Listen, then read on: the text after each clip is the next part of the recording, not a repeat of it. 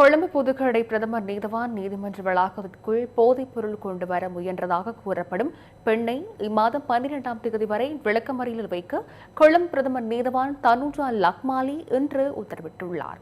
புதுக்கடை பிரதமர் நீதவான் நீதிமன்றத்தின் சோதனை சாவடியில் குறித்த சந்தேக நபரை இன்று காலை சோதனையிட்டுள்ளனர். இதன்போது அவரின் உடலில் மறைத்து வைக்கப்பட்டிருந்த நிலையில் 400 மில்லிகிராம் கஞ்சாவை போலீசார் கைப்பற்றியுள்ளனர். குறித்த பெண் அபராதம் செலுத்துவதற்காக வாழைத்தோட்டம் பகுதியிலிருந்து நீதிமன்ற வளாகத்திற்கு வந்ததாக போலீசார் தெரிவித்தனர். பின்னர் சந்தேக நபரை வாழைத்தோட்டம் போலீசார் தங்கள் பொறுப்பில் எடுத்தனர். சந்தேக நபர் நீதிமன்றத்தில் ஆஜர்படுத்தப்பட்ட பின்னர் அவரை இந்த மாதம் 12ஆம் தேதி வரை விளக்கமறியலில் வைக்குமாறு கொழும்பு பிரதமர் நீதவான் தனுஜா லக்மாலி உத்தரவிட்டார்.